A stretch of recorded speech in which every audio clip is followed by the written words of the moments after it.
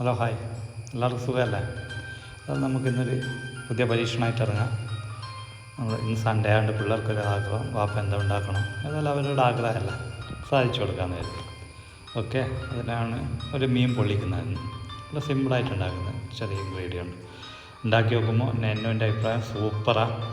നമ്മളെ എല്ലാം ടെസ്റ്റർ സൂപ്പറായിട്ട് എൻ്റെ അഭിപ്രായം പറയും. ഉള്ളതുപോലെ നെച്ചു കൊണ്ടതിൽ തന്നെ ഉടനെ ആകുമ്പോട്ട് നമ്മളെ പൂക്കോം ഫിഷ് മാർക്കറ്റിലേക്ക് നല്ല മീൻ വിലക്കുറവിൽ സൂപ്പറായിട്ട് കിട്ടുന്നൊരു സ്ഥലമാണ് നമ്മളെ പൂക്കോത്ത് ഫിഷ് മാർക്കറ്റ്. ഇപ്പോൾ അവിടെ മീനിൻ്റെ ചാകരയായതുകൊണ്ട് ഇപ്പോൾ കൊഞ്ചനൊക്കെ 100 രൂപയ്ക്കൊക്കെ ഉണ്ട്.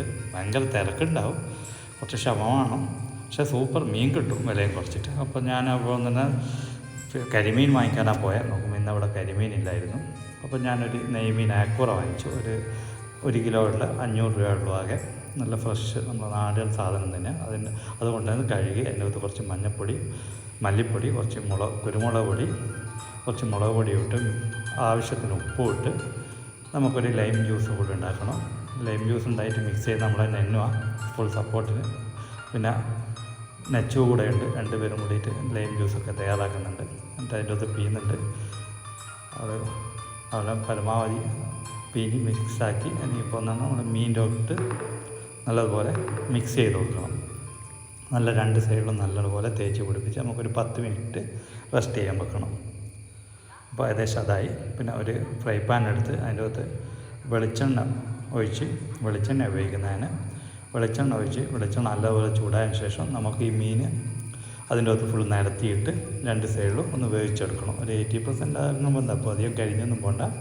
ഒരു സൈഡ് നല്ലോണം വെന്ത്. അപ്പോൾ ഞാൻ ഒന്ന് മറിച്ചിട്ടു, ആ സൈഡ് കൂടെ വേകുന്നുണ്ട്. ഇനിയിപ്പോൾ ഏകദേശം റെഡിയാകുന്നുണ്ട്. ഇനി നമുക്ക് മീൻ ഏകദേശം റെഡിയാകാൻ നമുക്കിതൊരു വേറൊരു പാത്രത്തിലോട്ട് മാറ്റി വെക്കാം. ഞാൻ ഏതായാലും വേറൊരു പാത്രത്തിലോട്ട് മാറ്റി വെച്ചു. ആ എണ്ണയിൽ തന്നെ അല്പം കടുകിട്ട് പൊട്ടിക്കുന്നുണ്ട്. കടുക് പൊട്ടിയാൽ കുറച്ച് ഉലുവയും കൂടെ ചേർത്ത് കുറച്ച് ജീരകവും കൂടി ചേർത്തൊന്ന് പൊട്ടിച്ച് റെഡിയായാൽ അതിൻ്റെ കൂടെ പിന്നെ ഞാനൊരു 3 വലിയ സവോളയും ഒരു 3-4 ചെറിയ ഉള്ളിയും കൂടെ ചേർത്ത് നല്ലതുപോലെ ആവശ്യത്തിന് ഉപ്പ് ഇപ്പം തന്നെ ചേർക്കുന്നുണ്ട്.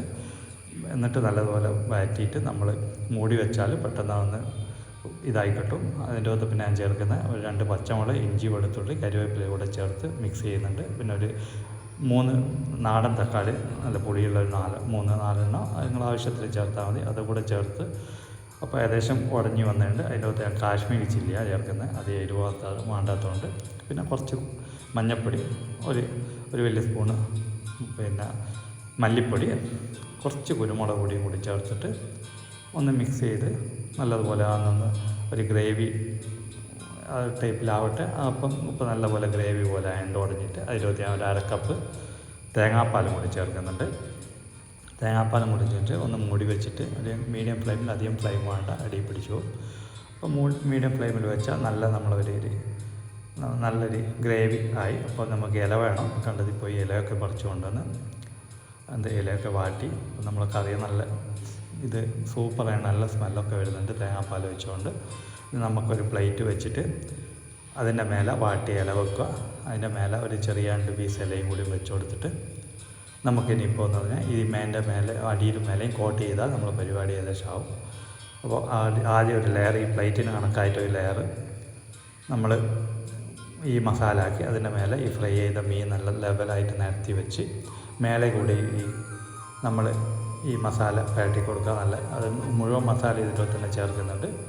അത് ചേർത്തതിന് ശേഷം നമുക്കിനിയിപ്പോൾ ഇത് വേണമെങ്കിലൊന്ന് ഗാർണിഷ് ചെയ്യാം. ഇവിടെ ഗാർണിഷ് ചെയ്യാൻ ഉപയോഗിക്കുന്നതെന്ന് പറഞ്ഞാൽ ഒരു 2 കരിവേപ്പില ഫുള്ളായിട്ട്, ഒരു 2-3 പച്ചമുളക്, കുറച്ച് മല്ലിയില, പിന്നെയെന്ന് പറഞ്ഞാൽ ഒരു ഭംഗിക്ക് വേണമെങ്കിൽ നമുക്ക് ഏതായാലും ഒരു 2-3 തക്കാളി, ഉള്ളിയൊക്കെ മുറിച്ച് ഒരു ഡെക്കറേറ്റ് ചെയ്തിട്ട് നമുക്കിതൊന്ന് ഫോൾഡ് ചെയ്തെടുക്കാം. വേറെ കെട്ടി വെക്കുന്നൊന്നുമില്ല, ചുമ്മാ ഒന്ന് ഫോൾഡ് ചെയ്യുന്നുണ്ട്.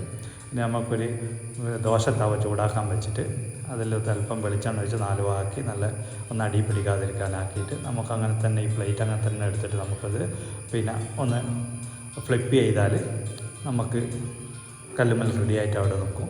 എന്നിട്ടെന്ന് പറഞ്ഞാൽ ഒരു മീഡിയം ഫ്ലെയിമിൽ ഇതൊന്ന് കുക്ക് ചെയ്തെടുക്കണം. അതിന് ഞാൻ ഏതായാലും എന്ന് പറഞ്ഞാൽ ഒന്ന് മൂടി വെച്ചാൽ നല്ലൊരു ഫ്ലേവറൊക്കെ അതിൻ്റെ അത് പിടിച്ച് വെക്കും, ഈ ഇലേൻ്റെ ഒക്കെ.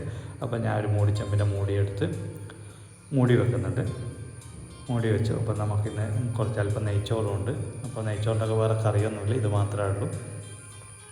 പിന്നെ അപ്പോൾ ഒരു സൈഡ് ഏകദേശം വെന്ത് വരുന്നുണ്ടാവും. 5 മിനിറ്റ് ആയില്ല. ഇനിയിപ്പോൾ നമ്മൾ ഏതായാലും ഒന്നെന്ന് പറഞ്ഞാൽ നമ്മളൊന്ന് നോക്കണമല്ലോ എന്തായി. മൂടി തുറന്നു. ഇപ്പോൾ എന്ന് പറഞ്ഞാൽ നമ്മളൊന്ന് ഇത് തലതിരിച്ചിട്ട് നോക്കുമ്പോൾ എന്ന് പറഞ്ഞാൽ സൂപ്പറായി നല്ലൊരു മൊരിഞ്ഞ് നല്ല സ്മെല്ലൊക്കെ വരുന്നുണ്ട്. ഇനിയിപ്പോൾ തലതിരിച്ചിട്ട് കൂടെ ഒരു 5 മിനിറ്റ് ഒഴിച്ചാൽ നമ്മൾ പരിപാടി റെഡി. എല്ലാവരും ഒന്ന് ട്രൈ ചെയ്ത് നോക്കുക. സൂപ്പർ നല്ലൊരു സ്മെല്ല് വരുന്നുണ്ട്. എല്ലാവരും ഒന്ന് നോക്കുക, അഭിപ്രായം പറയുക. ഇഷ്ടപ്പെട്ടിട്ടുണ്ടെങ്കിൽ ഒന്ന് ലൈക്കും സബ്സ്ക്രൈബൊക്കെ ചെയ്യാം. ഓക്കെ, നമ്മളിന്ന് നെയ്ച്ചോണ്ടൊക്കെ ഇത് അടിക്കാൻ പോകുന്നുണ്ട്. എല്ലാവരും ട്രൈ ചെയ്യുക. Bye, thank U.